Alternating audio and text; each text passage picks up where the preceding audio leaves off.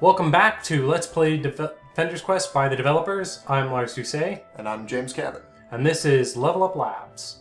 So I think last time we said we were going to go back and maybe play some earlier missions. Yeah, I think there's a lot of tasty, unique items just waiting for us. Yeah, let's go back to this one here. Okay, so this introduces a lot of water enemies, and attacking water enemies, so the purple guys can attack and go through water. So let's see how this level changed. So first of all, it introduces 2 new spawn points, at blue and at yellow. So I suppose we could have gone for the advanced, the middle one, a lot earlier. Yeah. But we wanna. I think it'll save time if we just go for the normal and then the extreme, and then just march forward and then come back rather than beating everything as soon as it's available. And I think in general, advanced just gets you scrap rewards or experience rewards. Right. You get more. Like this, I think this level's the only exception.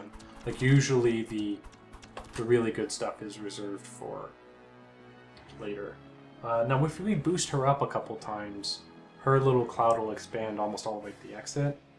And then she'll get really good coverage down here, but at the same time, that'll be expensive. So would it be better to just put her here? Yeah, I think that might be in our best interest, considering that she doesn't have any abilities past boost level 3 anyways. And then she can hit these guys down here as they're coming in. I mean, she gets coverage here, just enough, you know? And she's freezing all the little worms, which is... Oh my gosh! Do something, anything. What do we do? Okay. Ooh, I think we need to put Ranger on fast, just put him on worm hate. Okay, and another one on first. Hope for the best. There we Yay, go. the best! Okay, that was good. Okay, boost him up real quick. Alright, high five to Red. Okay, I got a little cocky there.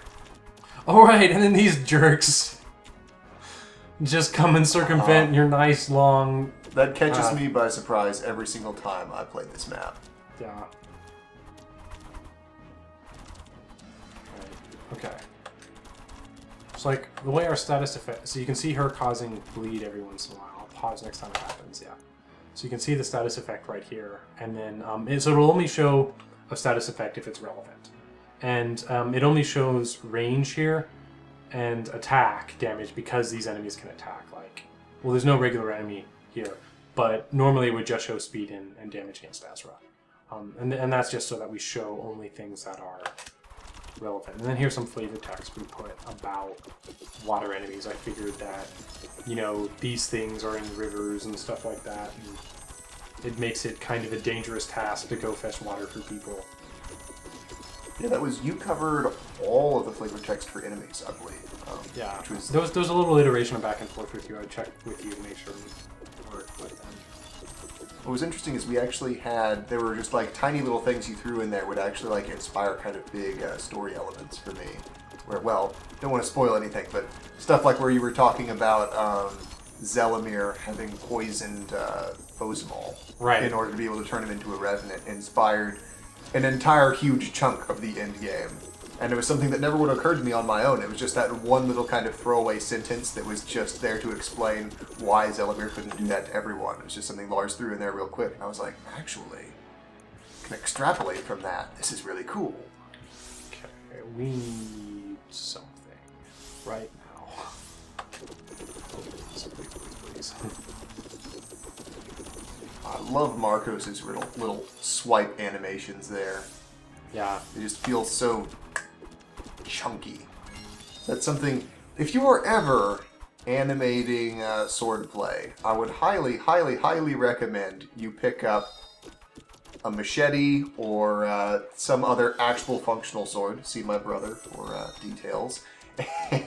And try chopping up some water bottles in your backyard. Because that will teach you more than anything else the actual geometry of the swings you can use. Because people kind of seem to think that like you stick a handle on anything and it becomes a sword, and it doesn't. It becomes a baseball bat. And hitting something with a baseball bat and hitting something with a sword are radically different. Right. And just the... I mean, in Smash Brothers, they sometimes literally do that. You have people using swords exactly like baseball bats. But it means like the angles that you can swing at and the motions you make and the follow through are all about edge alignment and keeping your sword straight. And when you're slicing up just Right. milk cartons full of water, you can see it's like, oh, I dipped on that one. Oh, I twisted and it actually like tore up my sword or tore up the thing. If that had been an actual armored target, it would have destroyed my blade. Right. Also, holding a weapon gangsta style and swinging it, just no, never. I would like to have my range and also my strength, but I'll look cool while I do it. That's funny. So I've just assigned points while he was going off on that topic. And this is one of the things I would probably criticize about our own game, is that it gets a little micromanagey. Like, that wasn't our intent at first. And I do think the interface is pretty good for letting you deal with it pretty quickly, and letting you know where you have points you still need to assign. But I do think that these skill trees got a little unwieldy and a little micromanagey late in the game. I think we could have done better on that. So what is this Chieftain's Tunic, James? I wanted to hint a little bit. Well, first of all, we had a whole debacle with light armor, because light armor is not really something that exists. You don't have like two classes of armor, one of which is strictly inferior, but used by people that don't care about that for some reason. In the designer's defense, it was a mechanic we kind of needed for the game, so that not everyone was wearing the exact same armor. Well, and it makes sense in reality, because it's like, oh, okay, if I want to be able to move my arms because, say, I'm firing a bow, then I obviously don't want to armor them up the way that guy who is going to get his arms sliced up all the time would. Right. But basically, you are lightly armored rather than wearing light armor. Okay, what does that mean exactly? Everybody is wearing the same stuff because it's the stuff that works. You're just wearing less of it. Yeah, I guess the fundamental problem is that video game progression requires something like a tech tree.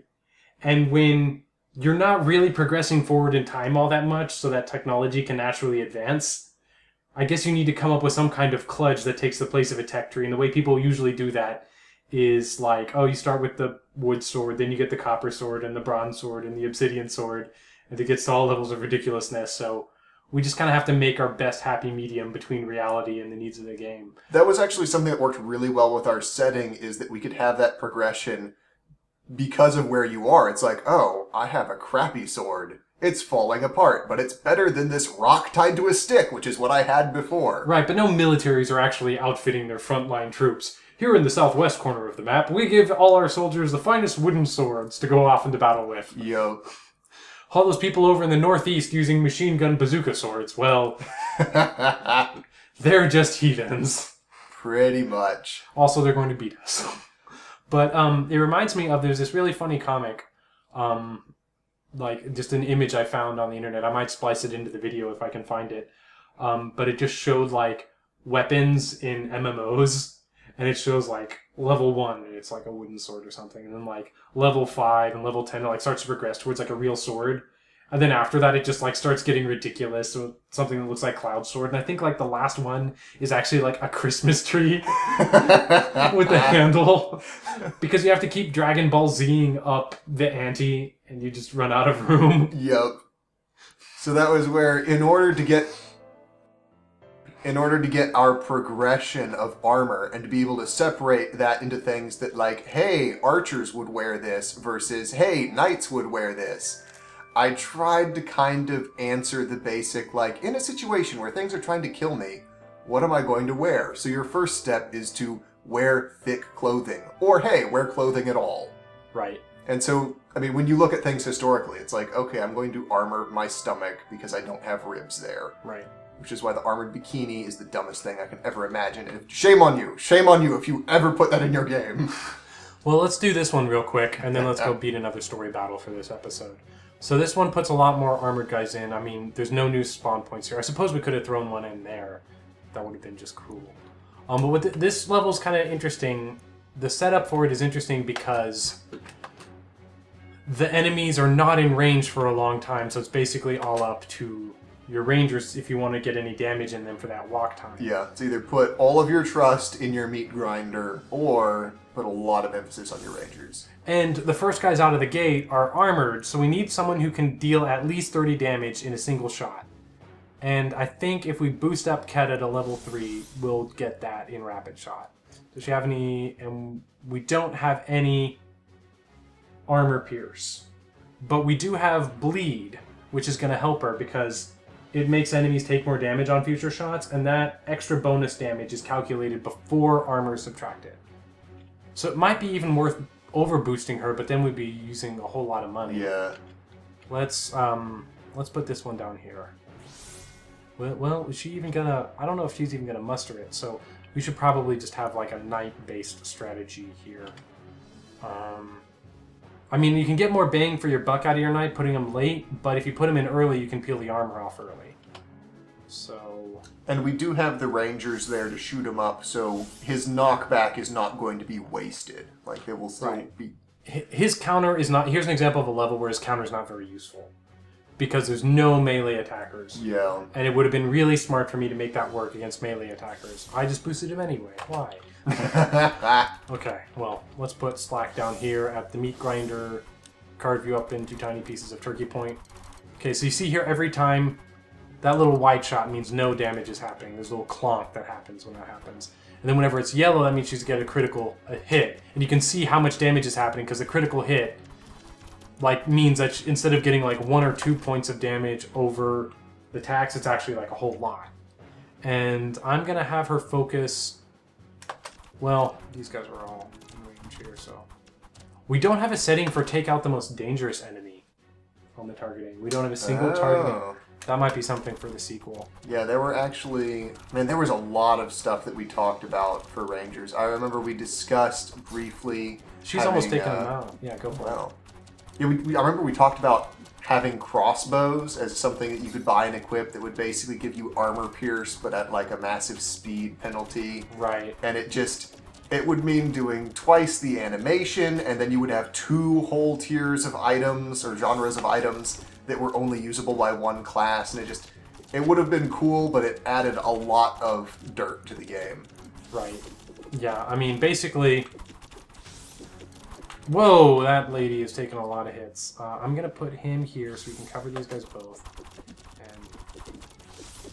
And that Ether Flash is really nice on projectile enemies. Or any enemy that attacks quickly, so that they... I mean, he's only blinding them pretty rarely, right? Only a 10% chance. But then that's a pretty nice effect. Because let me see if he shoots in that time. After my huge sword rant, I do have to say it would be super awesome to see Marcos just baseball bat one of those bullets right back into the guy that shot it at him. Yeah, that is cool. And you do try to find... Like, you try to find, like, a nice balance between, you know, justifiable realism and just ridiculous fantasyness. I mean, seriously, these people are sitting in place, and when they're fighting these monsters, they're actually severing the psychic link between them and the necromancer that's motivating them.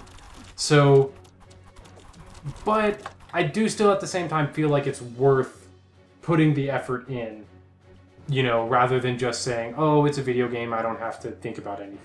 Yeah, my problem is once you know a little bit, like it spoils so many things for me because it's a basic, like, simple functionality thing that breaks at a fundamental level of reality for me. So it's like, I understand, oh, it's a fantasy game. I'm here to see fantastical places and fantastical creatures. Right. But it would be like if I was playing a game set in the near future and a car peeled out and it was a Camaro with the cockpit of a fighter plane slapped onto it and then like monster truck tires, but they're on top of the car instead of underneath, and then the car just like grinds along its chassis, and then instead of a steering wheel, the guy has like some ropes that he tugs on. Wow. That's basically what armor looks like to me. That reminds me of a, I think it was a Perry Bible Fellowship comic, where it shows people in the future watching the movie World War II, and like one guy's got like a German World War I helmet on a unicorn in space, fighting some other guy, and I'll splice the picture in if I can find it, but that just kind of reminds me of that phenomenon. But all that aside, you know, it's like, I feel like the more you're already asking the player to suspend their disbelief, so as as long as you can keep the suspension of disbelief budget down as low as possible, I think the better. Yeah. So you're asking them to accept so many things. The fewer extra things you make them accept just because you don't feel like doing research. Yeah, especially when it's basic things where it's like, why is she not armoring her stomach? Right. One thing I want to point out now from a technical perspective is this is another little touch we had, is that you'll notice that these guys, the health bar is higher up on them than here. There's special code in the game to see if the enemy is marching on the top row, and if so, it pushes their health bar down so that you can still see it, because previously you weren't being able to see the health bar. And it works pretty elegantly, I feel like. You'll see it like, if this guy survives and he marches down here, you'll see like, kind of like, yeah, there we go. I'm kind of proud of little touches like that, even though most people won't notice them. And that's the idea. Like, if I'm doing my job right, you won't notice that there's a problem because we solved it. But like here, it's pretty noticeable. Like this guy spawned a little close to the top, so it's like cutting off his head. This guy you can barely tell. Oh, watch out, watch out. Okay. It's time for some goaltending. Swing your sword! Come on! What is wrong with you? Man, that little showboating animation has cost me so many perfects. But the tension is so necessary. I guess this guy would be okay to have here because he has a bit of armor piercing. Yeah, every little white clonk is like damage that's not happening. Oh, we turned off our bouncing numbers like 2 or 3 episodes ago. Oh wow, this guy's doing nothing. Oh dear. Okay, you know what's great for just dealing with armor is lightning. Because it's high damage to a single target. So yeah, some of it gets absorbed, but eat it.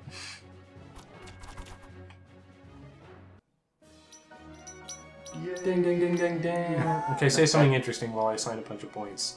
Ah, well, let me see here. I'm still... He needs an American flag bandana. That's what Kesnamon needs. Should we just rename him Hulk Hogan? I don't know. Kesnamon has a nice ring to it, though. Okay, you should... Oh, I feel like this is a gross oversight on our part. I used to have a standard for games, like... I used to just like think it was ridiculous you couldn't put in names there as long as you want. Then I realized when I made a game with this much interface that you need to show the name in like 40 places, and that's why. Yo. But in games where it's like the name's only in your profile, I mean, it might as well be 40 letters long. So I made my default test name whenever I was making a game for adequate length, I felt like, was it should be long enough to put in the name Hieronymus Bosch. Hieronymus Bosch Esquire, I believe, was the requirement. Yeah. When I was a kid, I used to always insist that it be long enough to spell the word Christopher, because when I was a kid, my best friend's name was Christopher. And I could always fit Lars in the Final Fantasy slots, but we couldn't fit in Christopher, you'd have to put in C-R-I-S. As in Ludacris, you know, but I felt like that was unfair to the long-named people of the world. Okay, let's get... she's red, so I'm going to focus her on bleeding. I'm going to focus her on poison eventually. But I can't because of that, so I'm just going to rapid shot her up. Her I'm going to focus on sharpshooter. And then him, I'm just going to dump points into healing. I'm actually going to boost up healing a little bit, because if you get that up a little, that is a nice clutch, save your butt kind of thing, because it's instantaneous. And, I mean, I guess this one is just... I like how sometimes they're just really short and simple, rather than with some overwrought explanation. Yeah, I figured I don't want to just, like, cram entire encyclopedia articles into every single item. Right. So I liked... If it's going to be short, it should have something neat to it. Right. So I'm going to equip our healers with our best stuff, I feel like. And then just shore up our rangers. Probably sell that sackcloth now. That way, they're not going to die, and they're going to be able to actually heal somebody. I think for that tiger skin vest, there was an older description, or maybe it never actually made it into the game. Originally, I was going to have a little footnote that said, this is the only armor that Slack has ever even slightly considered wearing. That's funny. Okay, cool. I think we should start this battle. Sounds good to me. And here we're just reminding the player that why Azra is special. Yeah, this is just a little bit of reiteration. Because sometimes in games, once the author, or in books or whatever, once the authors explain something to the player or the reader, they forget that they haven't explained it to everybody else in the world.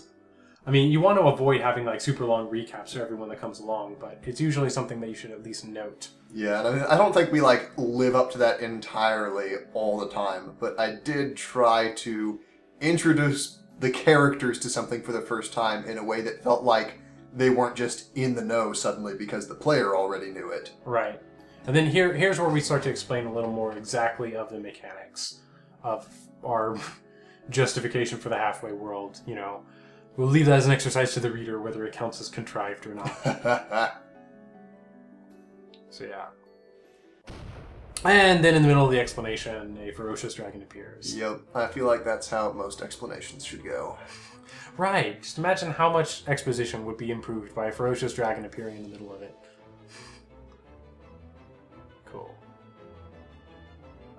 And she joined you for this fight. Let's go with that name, yes. Niru's proportions are actually based almost solely on ferrets. If you look at her closely, she's just a little ferret body with wings tacked on. That's pretty hilarious. And I believe the significance of that is that you have pet ferrets. Yes, it was an easy model to study. Well, they are about equally self-absorbed, fond of treasure, and randomly attack things because they can. Yep, pretty much. Actually, wow, they do the whole like stealing things and then heaping it into a pile and sleeping on top of it. Don't they do that with your socks? Oh my goodness, yes. I've lost so many socks to the great sock hoard. Under the couch or something. Okay, so where should we put our little dudes? This is either a natural spot for... Let's put a berserker here, because that just... Yeah, that makes the most sense to slap down our meat grinder. Okay, I feel like an ice mage boosted up to 3 would be good there. Maybe a ranger right here. And let's see, I want to get the dragon in the fight. The dragons basically... Oh, she's already too expensive to summon. The dragons, I feel like, don't really come into their own until New Game Plus. Like, most people feel like they're too expensive for what they can do for the regular game, but I still like using them. And I feel like I basically agree with that. Yeah, I think dragons was one of the things... They could have afforded to be a little cheaper. Because they're what they're really good for is they get some great high-level skills like Nom, which kills enemies below, like they just eat an enemy that's been sufficiently weakened. And that is the perfect goaltending ability. And the other thing for dragons is that they're the only class that doesn't require weapons and armor. They just have the highest natural attack and defense stat. So these guys make amazing meat shields, and basically super knives is what they are without the ability to remove armor. And then the combination, they were supposed to be kind of an all-in-wonder unit, but...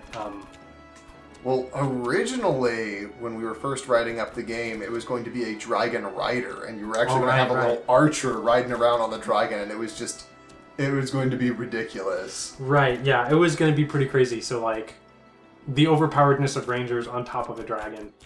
But the story kind of made that a little hard to sell, and then I was nervous about all the art requirements for it. Yeah, it seemed like a natural simplification, which I feel like it also, I don't know, it helped a lot of things story-wise. It helped us have much more character focus. Oh, we can afford her now. Ah. Let's put her... Well, we don't want to make her too close to this one. But I don't think we're going to boost her up to level 3 anyway. Well, let's just put her here to need shield and eat things. I'll put her on strong so she doesn't waste anything. Oh, their roar ability they get is amazing. So I don't feel too bad about it because they really do come into their own in New Game Plus. Like, dragons are... And they're key to certain battles. And they're the only enemy in the game that has double range, where they have a melee zone and a range zone. But, yeah, I feel pretty good about them. They're actually the class I think I almost never hire a generic dragon. Yeah. Just because I tend to, I don't know about you, but I play with very small parties. Like I try to do my heroes, and I have like one backup generic. My one exception is berserkers, because early on. Yeah, I try to fill up my roster pretty quickly, because so that if I later decide I want to use them, I'm not like stuck with a bunch of underlevel guys. Like I definitely want to address. Like I think that is one weakness of the game, is that if you don't hire people early, they get underleveled, and then if you later decide you want people, you're kind of stuck. See, for me, it's my obsession with symmetricality. I want every guy I have to be on the field, and I want to be able to put them down in symmetrical positions and make them look like a little army. Yeah, I'm not sure if that's the ideal strategy. Let me put this guy down, deal with some army people. Yeah, but look at this dragon, like, taking all those hits, and, like, nothing's happening. Unflinching. Like, I mean, it's white bonk damage, because it's not even getting through her, what, 12 armor? These guys do exactly 12? Yeah. So that can save you some time. I don't think I even need a healer at this point, but I might need another Berserker goaltending right up here. But, another thing about the original idea of the Dragon Rider was there was going to be some symmetricality to the equipment. In the original version of the game, 2 classes would be able to equip each weapon, and 2 classes would be able to equip each kind of armor. So the idea was that Berserkers and Knights could equip swords, but Knights could equip heavy armor and Berserkers could equip no armor. And then Ice Mages can equip heavy armor, so there's the overlap between, you know, the armors. But then she can equip a staff, and this guy can equip a staff. And then these guys can both equip light armor.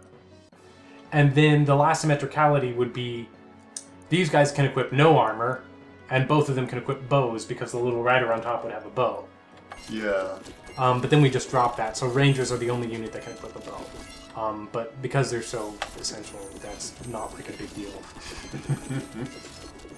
But like, we liked having multiple classes that can equip something because it's really kind of lame when like you have a character class you don't use very much and there's an entire class of equipment devoted to them.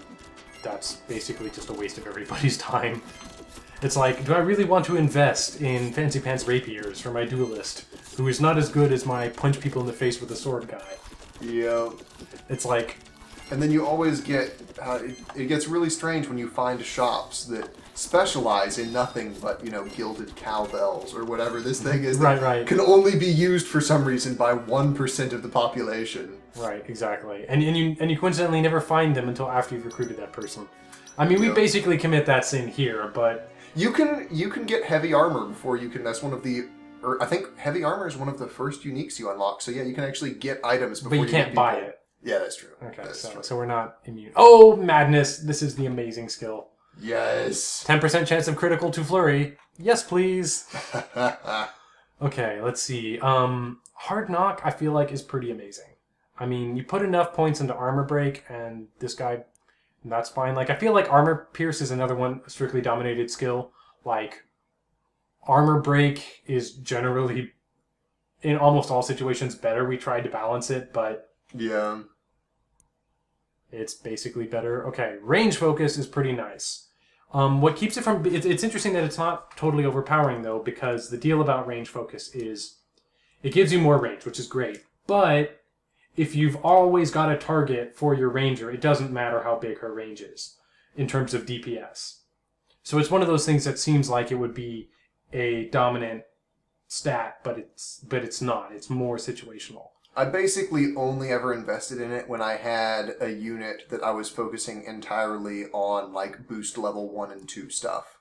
Right. Where it's like, for Keta, when I would have, you know, all the way up to blot out the sun, I was like, well, I'm going to be boosting her so much, she's going to have gigantic range anyways. Right. So why should I? It's like, yeah, I could scrape a little more out of it, but I'd rather use it as a crutch for someone that's not going to get this awesome. Right. I'm going to differentiate this guy by making him slightly more offensive. So he's going to be my go-to healer, and this is going to be my...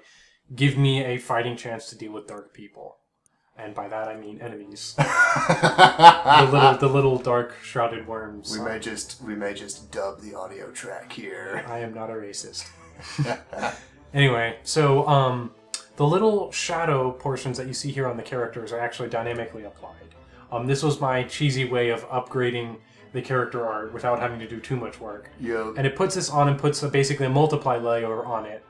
And composites it much like Photoshop would. The dragon, I believe, here, I think I just pre-applied it. Like, she just is naturally like that. The cutscenes are such a thrown-together piece of technology, yeah. And that actually, interesting and terrible things started happening because these characters have all been revised so many times. It's like, I am not naturally an artist. I mean, these still look pretty... webcomic-y. And they're miles ahead of where they started. And so what would happen is I would start out and I'd draw a character and I'd draw my way through the entire roster. And the last character would look so much better than the first character that I would go back and start revisions. And then I'd work, the whole same process would happen again. So actually having Lars do the shadows as a separate overlay with like dynamically applied kind of nipped that in the bud, because there's actually like a slightly souped up version of Azra that's not in the game because I never quite finished her, that had like some more detail and a little cleaner looking, but it meant that I could not change any of her profile. I couldn't change her silhouette at all because these shadows still had to work. Otherwise, I would not only redo my job over again, I'd force Lars to do his job over again. Right. I mean, and then next time through, we're just gonna, like, hire a professional to just do all this stuff. Yeah.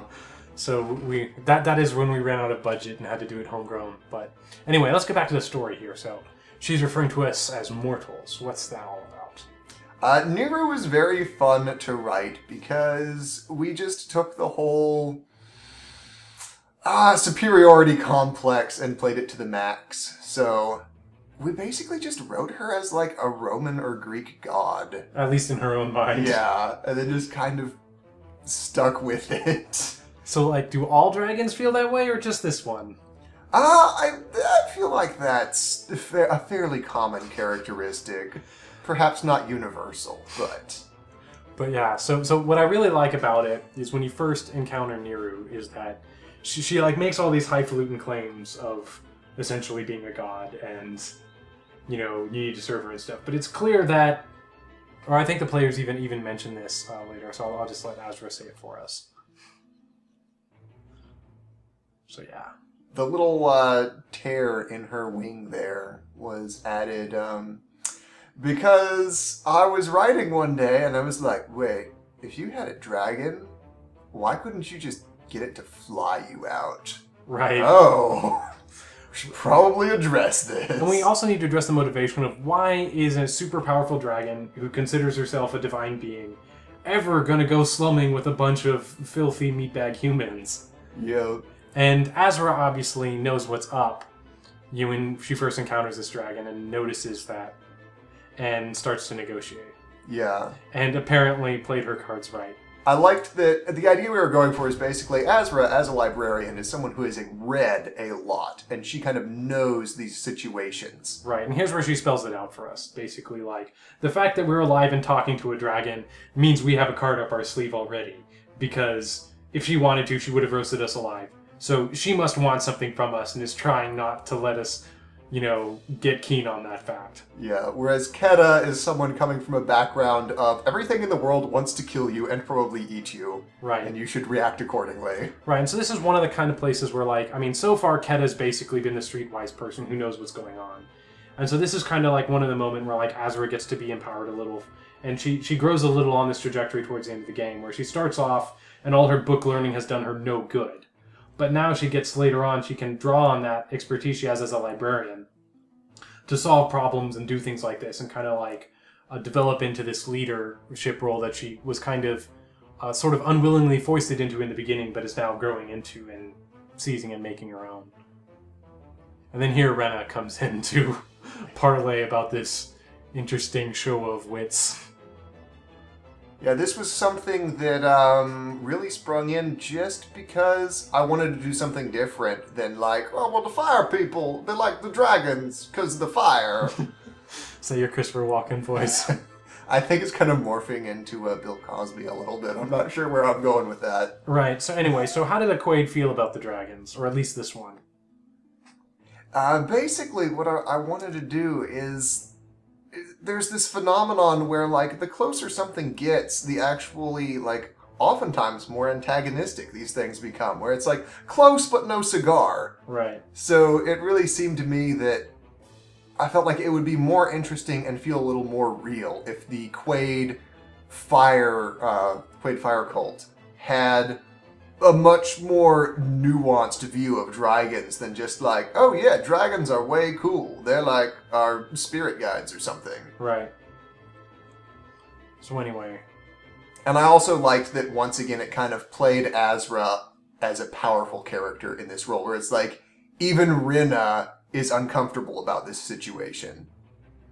Right, and then of course we have to end it with a joke. Dum-dum. We'll be here all week, folks. Try the veal. Tip your waitress. It's always nice when you can make that joke and then blame it on a character. That's one of the best things about, like, dialogue-driven stories. It's just like, well, I thought of a terrible joke, or even, I can't think of a joke for this situation, so I'll just blame it on this character, and they can have a failed joke. And then if we play that right and play it long enough, it actually becomes funny. We'll see if the audience agrees with us. But anyway, I think they talk a little bit more about dragons and the Quaid religion and like how Renna feels about them and stuff like that. I think that comes in a future cutscene, though. Yeah, I think it's probably the beginning of this next battle. Right. We had more that we wanted to say, but we felt that it couldn't fit all in one cutscene. So it's just like end of conversation. Oh wait, it picks right back up in the next cutscene. Right, and since we have an intro and outro cutscene for pretty much every location on the map, we have plenty of time to go into little details like that without forcing the player to swallow too much at once.